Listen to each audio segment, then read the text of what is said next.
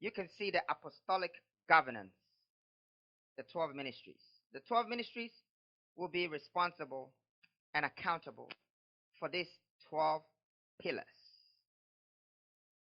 We start this policy presentation, which is a developmental agenda, with pillar 1, the 16 regional industrial revolution. First of all, out of the 8 regions that we've been, the biggest issue in all the regions is unemployment.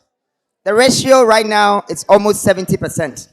70% is a big number in this country. Now, statistically, 0 to 45 years of this country, unfortunately, is 74.9%. It's 3/3 of the country, the whole population.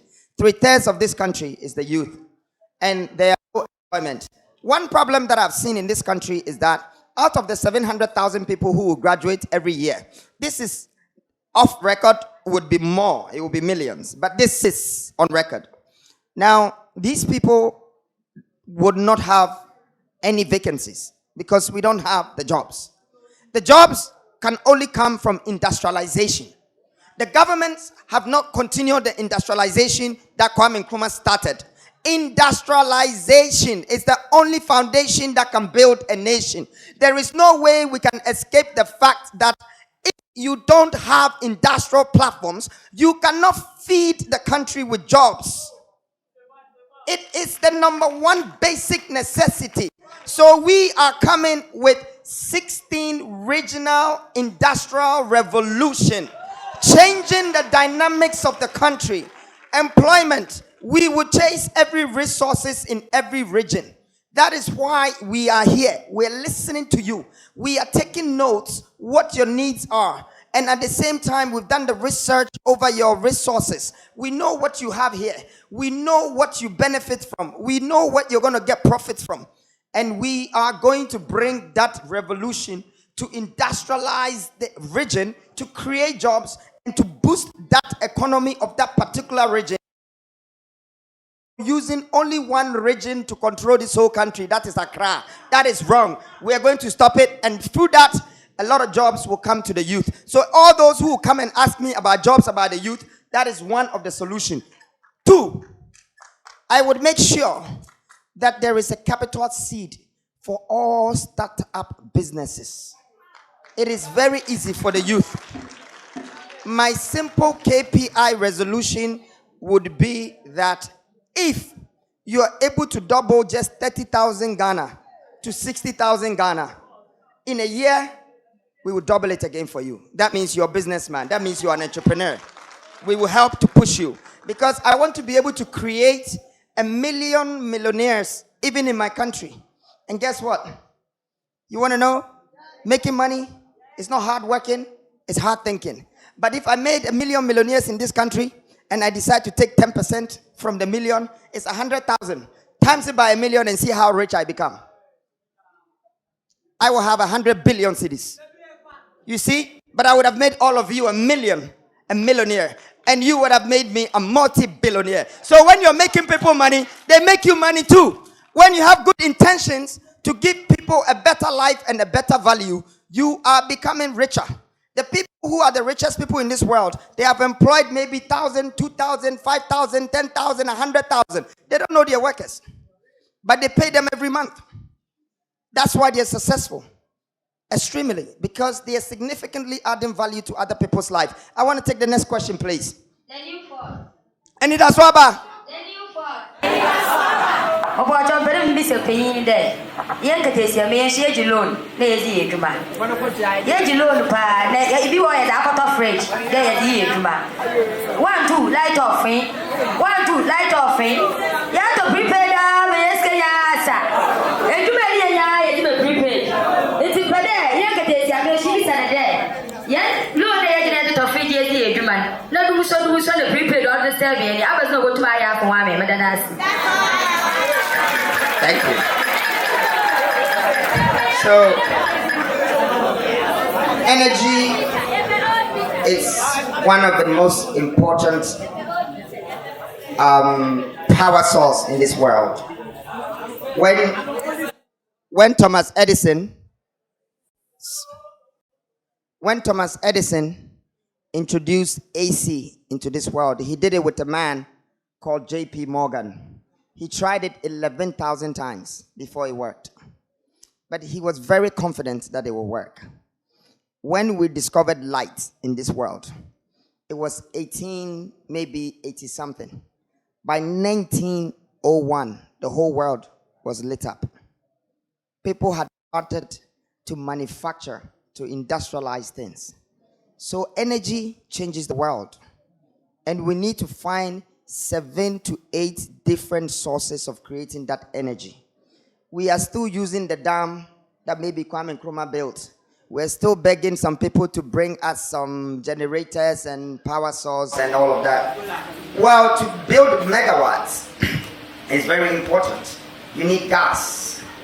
You need windmills. You need twin turbine engines. See, you need technology and industrialization to be doing these things. It's 2024. The world is advanced. Singapore, Dubai, England, America, these are all international standard middle class living human beings. It's only Africa that we are refusing to do the right thing for our people.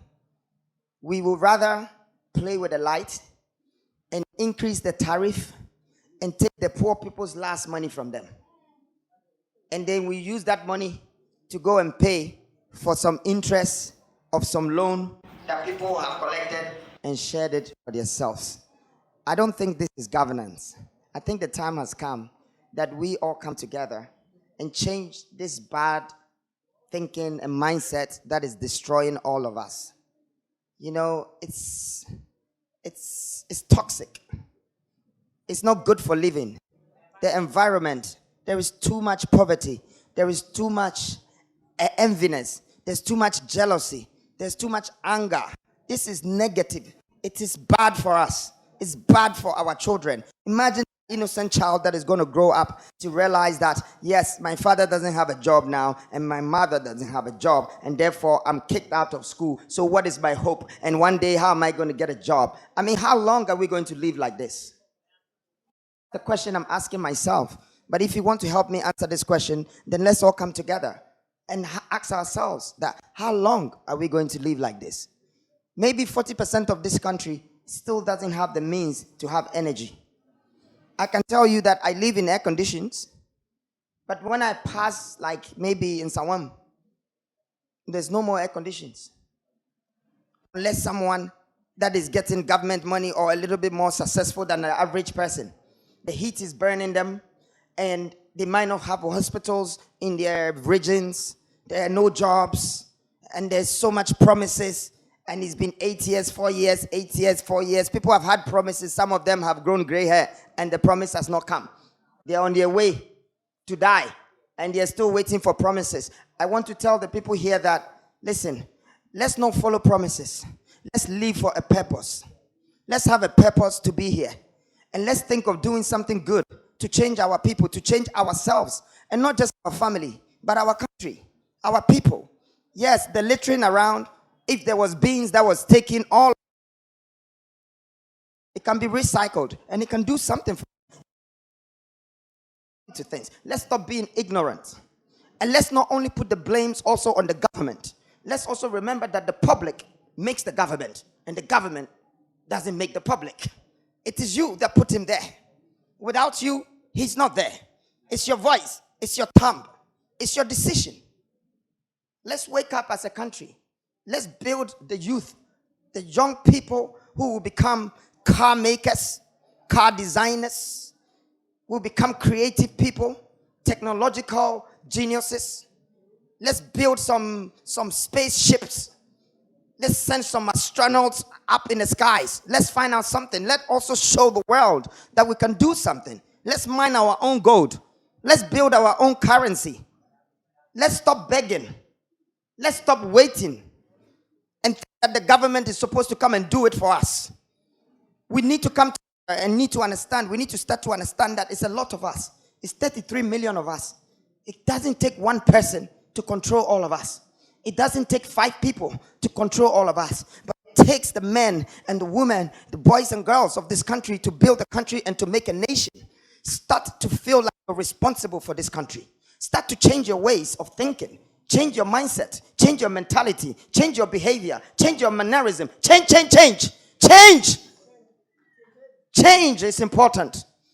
And it would affect and it would impact the ones who are coming. There are young people who are already looking up to you, but you don't know that they're looking up to you. Change for a better person. Join the right groups. Join the right people. When 5 of your friends are wise people, you become the 6th one. When 5 of your friends are rich people, you become the 6th rich man. When 5 of your friends are foolish people, you become the 6th foolish man. So choose your friends right. Choose the group you're with right. Make your mind right. And let's change our country together. You can see the apostolic governance, the 12 ministries. The 12 ministries will be responsible and accountable for these 12 pillars. We start this policy presentation, which is the developmental agenda, with pillar 1, the 16th regional industrial revolution.